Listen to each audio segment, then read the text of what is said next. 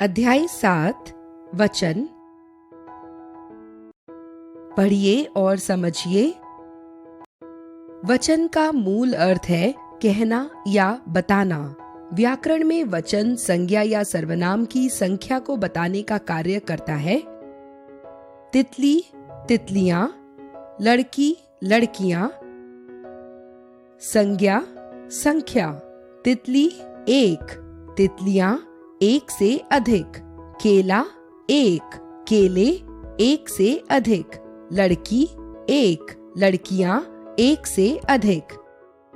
संज्ञा या सर्वनाम की संख्या या तो एक होती है अथवा एक से अधिक। संख्या का यह रूप ही व्याकरण में वचन कहलाता है। संज्ञा या सर्वनाम की संख्या का बोध वचन के द्वारा होता है। वचन के भेद। वचन के दो प्रकार होते हैं। एक वचन वे शब्द जिनसे संज्ञा या सर्वनाम के एक होने का बोध होता है, उनका एक वचन होता है। ऐसे शब्द एक वचन कहलाते हैं, जैसे लड़का, लड़की, केला, कमरा, छतरी आदि। बहुवचन वे शब्द जिनसे संज्ञा या सर्वनाम की एक से अधिक संख्या का बोध हो, उनका बहुवचन होता है। ऐसे शब्द बहुवचन कहे जाते हैं, जैसे लड़के, लड़कियां, केले, कमरे, जूते आदि। वचन परिवर्तन। पुल्लिंग और स्त्रीलिंग शब्दों के वचन परिवर्तन के नियम अलग अलग हैं। यहाँ कुछ नियम दिए जा रहे हैं, जिनकी सहायता से एक वचन संज्ञा शब्दों को बहुवचन संज्ञा शब्दों में बदला जा सकता है। आकारांत पुल्लिंग शब्दों के अंतिम आ को ए कर देने से एक वचन बहुवचन बेटा, बेटे, लड़का, लड़के, केला, केले, बच्चा, बच्चे, तोता, तोते, पैसा, पैसे, कपड़ा, कपड़े, गमला, गमले, थैला, थैले।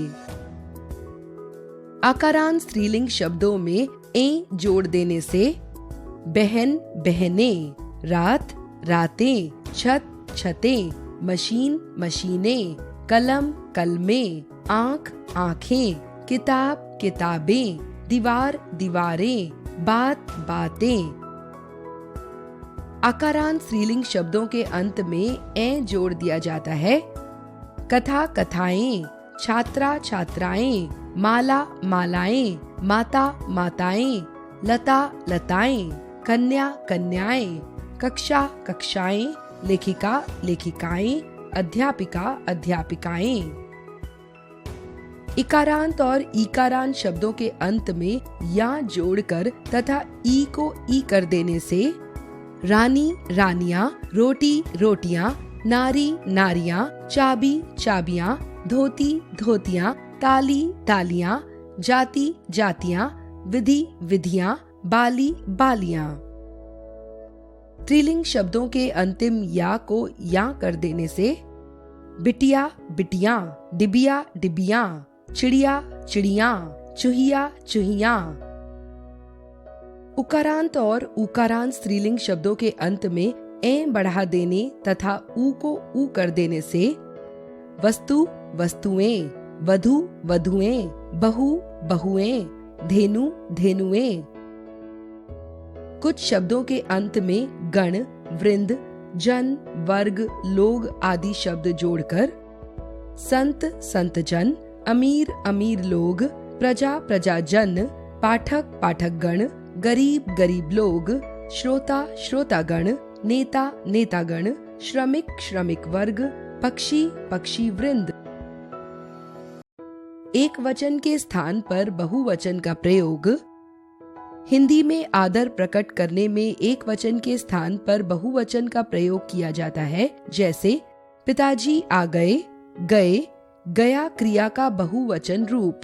वे हमारे लिए फल लाए, वे, वह सर्वनाम का बहुवचन रूप तथा लाए, लाया क्रिया का बहुवचन रूप।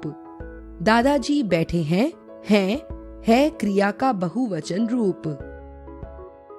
स्वाभिमान, प्रभाव और अधिकार दिखाने के लिए मैं के स्थान पर हम तथा मेरे के स्थान पर हमारे का प्रयोग करते हैं, जैसे हमारे सामने अदब से बात किया करो। हमारे, मेरे सर्वनाम का बहुवचन रूप।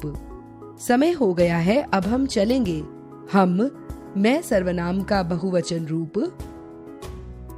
सदा एक वचन में प्रयुक्त होने वाले शब्द क्रोध, क्षमा, सत्य, याचना, वर्षा, प्रकाश, आकाश आदि। सदा बहुवचन में प्रयुक्त होने वाले शब्द आंसू, केश, प्राण, प्रजा, दर्शन आदि। द्रव्य सूचक संज्ञाएं सदा एक वचन में प्रयुक्त होती हैं, जैसे पानी, दूध, घी, तेल आदि। संबंध दर्शाने वाली कुछ संज्ञाएं एक वचन और बहुवचन में समान रहती हैं, जैसे दादा, चाचा, नाना, मामा आदि।